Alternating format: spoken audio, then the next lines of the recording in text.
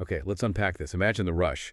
You've just landed that dream job, stepped into a massive promotion, or maybe even taken on a challenging international assignment. There's a thrill, absolutely, but also that undeniable sort of underlying hum of pressure. Pressure to prove yourself, to make a real impact, and crucially, to get up to speed fast. Our deep dive today is all about mastering that critical initial period. We're diving into a powerful framework for navigating these career transitions, drawing heavily from what's widely considered, well, the Bible of leadership and career transitions, Michael D. Watkins' The First 90 Days. And we're looking specifically at its updated and expanded 10th anniversary edition, which means it's not just a timeless classic, but one that has evolved with the modern professional landscape. Right. And what's fascinating here is that this isn't just about survival in a new role. It's about leveraging proven strategies to truly thrive, to make a meaningful mark right from the start. Michael D. Watkins, who's an internationally recognized expert in these transitions, he provides an incredibly clear and actionable roadmap. So our mission for you as a listener is really to distill the most critical insights from this seminal work and, some complementary sources too. We want to equip you with the knowledge to take charge quickly and effectively during any major career shift, making sure you feel not just well-informed, but genuinely empowered.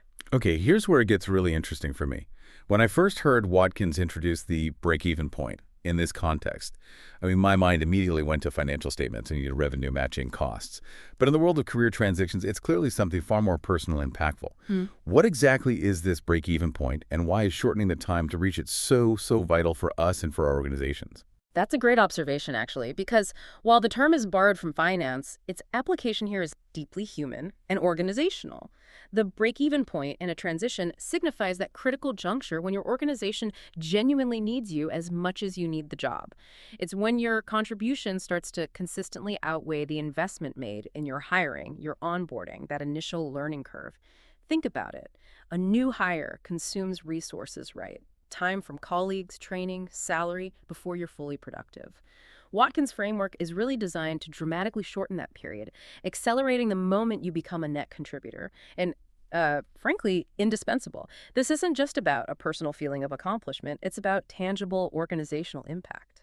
Okay, so making yourself valuable faster. How does he suggest we actually do that?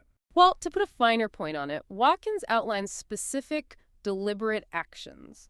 One critical strategy he emphasizes is identifying and securing early wins. Now, this isn't about making some grand, risky statement right away.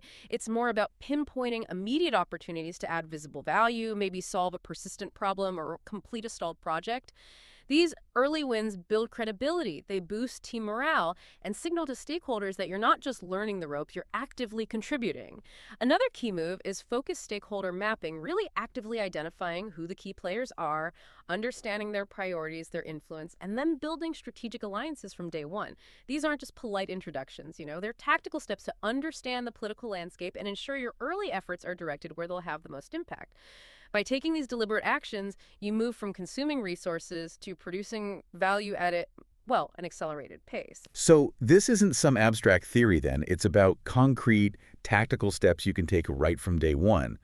What's compelling about Watkins' work, I think, is its broad applicability. We're not just talking about the CEO parachuting into a new company, right? How does this concept truly apply across the spectrum of professional transitions? Absolutely. Its universality is one of its greatest strengths, I'd say.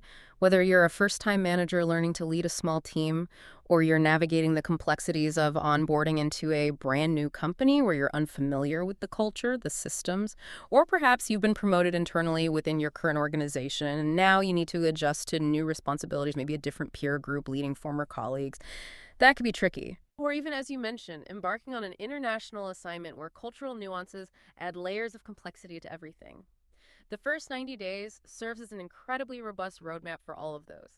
The fundamental principles of rapidly understanding your new environment, building key relationships, identifying those early opportunities for impact, they remain consistent. It's about being deliberate and proactive, irrespective of your career stage or the specific nature of your transition. So what this means for you, our listener, is that this period of transition, which can often feel, overwhelming and reactive, it can actually be approached with strategic intent. It's about systematically turning that initial pressure and uncertainty into powerful, productive momentum, ensuring you're not just surviving, but truly shaping your impact from the very beginning. Now, the fact that we're discussing an updated and expanded 10th anniversary edition tells us something pretty profound about how Watkins views our professional lives now. It's not just a simple reissue. He added a substantial new preface that completely reshapes how we should think about our entire careers. What does this significant revision tell us about how the game has changed since the first edition? And maybe why this framework is more relevant than ever? Right. If we connect this to the bigger picture, the updated edition reflects a profound shift that I think many of us are already experiencing. Watkins now defines a career not as a linear path, but as a series of transitions. Mhm. And this redefinition fundamentally underscores the growing need for effective and repeatable skills for moving through these changes. Think about it. The average tenure in a job is shrinking. Industries are constantly being disrupted by technology.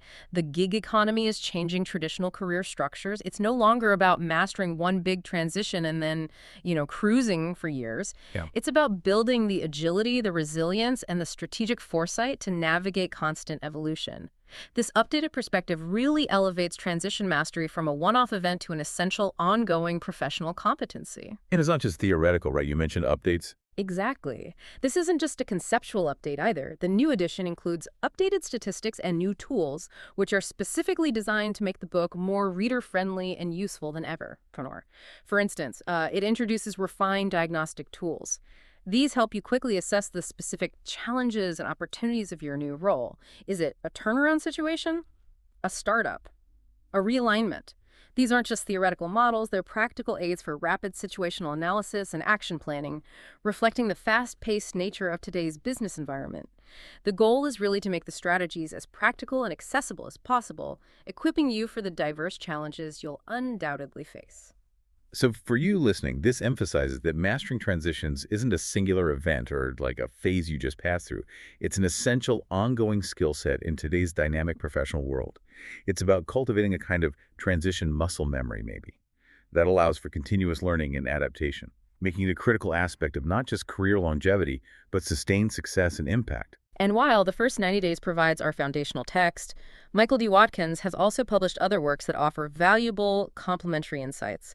These really deepen our understanding of effective leadership during these crucial periods. Plus, other leadership research reinforces universal principles that enhance rapid adaptation, aligning perfectly with the core philosophy of the first 90 days. It's truly an ecosystem of thinking around effective transition and leadership. That's a great point. It's rarely just about one single playbook, is it? So beyond the core first 90 days framework, what are some of those most impactful, maybe complementary insights or tools, especially when we consider specific scenarios or challenges within a transition? Okay, a prime example that really amplifies the first 90 days philosophy is Watkins' article, Your First Moves as the New CEO. Now, while the 90-day framework is universal, for a leader who's been parachuted in as the new CEO, the stakes are, well, astronomically higher. Right. Huge pressure. Exactly. This article refines the approach, highlighting that the first 30 days are almost entirely dedicated to active listening, intense sense-making, absorbing the organizational context. Then, days 31-60 shift to strategic alignment, beginning to shape the vision and engage key stakeholders. And only in the final 30 days does the CEO move into decisive action and implementation. The critical insight here is the phased approach to impact. It's about prioritizing deep understanding and alignment before execution, even under immense pressure, building a solid foundation rather than making impulsive early moves. That makes a lot of sense. Understand it before acting. What about team building? That seems critical. Yes. Oh, absolutely. And another incredibly practical and complementary piece is Watkins' 7 questions for selecting your top team. Building a strong leadership team is an early, non-negotiable priority in any new leadership role, right? And this directly supports that securing early wins phase we talked about. The article doesn't just suggest hiring. It provides a structured framework of questions. These assess not only individual capabilities, but also team dynamics and cultural fit. For example, it delves into questions about a candidate's ability to operate in a changing environment, their experience collaborating across functions, their personal aspirations, things like that. This isn't just about filling seats, it's about crafting a cohesive unit capable of executing the new leader's vision. And this level of intentionality in team building directly accelerates a leader's ability to achieve that break-even point because they have the right people supporting them. It's fascinating how these resources provide tactile specifics that fit right into the broader framework. So we have this phased approach for high-stakes roles and a structured way to build your team. Mhm. Are there broader leadership principles that also consistently emerge as critical for success during these periods of rapid change? Yes, definitely. Beyond Watkins' direct works, universal leadership principles are often amplified during transitions. For instance, there's an article, How to Be Remembered for the Right Reasons, #4, keep it simple. It reminds us that using complexity for intelligence in leadership is a significant misstep, especially for a new leader trying to establish authority. When you're new, clarity and mastering your core message are paramount. Yeah, confusing people isn't a good start. Not at all. Overcomplicating things can create confusion and erode trust. Simplicity, particularly in communication and strategy, allows your team to quickly grasp your vision and priorities. That's vital for building momentum in those initial 90 days. Similarly, another piece, 5 Essential Lessons to Lead with Clarity, Trust, and Action provides universal advice for stepping into leadership from day one. It emphasizes that establishing trust and clearly communicating your intentions are non-negotiable. These are not just soft skills, they are the bedrock upon which effective transitions are built, ensuring your team can thrive and your impact can grow quickly. It's truly eye-opening how all these different pieces connect, isn't it? Reinforcing that successful transitions aren't just about the individual strategies you employ to get up to speed yourself. They're profoundly shaped by how you lead, how you communicate with clarity, and crucially, how you build and empower effective teams around you. It becomes a much more holistic approach to making a lasting impact, ensuring your personal transition translates into tangible organizational success. So just to recap quickly, we've explored the core wisdom of Michael D. Watkins' The First 90 Days, really understanding that pivotal break-even point and why rapidly reaching it is absolutely essential for success in any new role. We've also highlighted how careers are now viewed increasingly as an ongoing series of transitions, underscoring the constant need for adaptable, repeatable skills. And we've touched on broader leadership principles, from strategic team building to the power of clear communication, all of which powerfully support these crucial career shifts. For you listening in, this deep dive provides not just a summary of key concepts, but hopefully a strategic lens through which to view your professional future. It empowers you with the foundational knowledge and the tactical insights to approach your next career transition with confidence, with purpose, and with a proven roadmap. It's about equipping you to not just land the role, but to truly own it and excel right from the very beginning. And this raises, I think, an important question for all of us. If mastering transitions is now a continuous, ongoing skill, what specific, effective, and repeatable skills will you actively cultivate in the coming months and years? How will you shift your mindset from merely reacting to change to actively leading through it, making each new phase a deliberate and impactful step towards the ongoing evolution of your entire career? How do you build that transition muscle memory we mentioned? Some powerful questions to think about. Keep those questions in mind. Until next time, keep diving deep.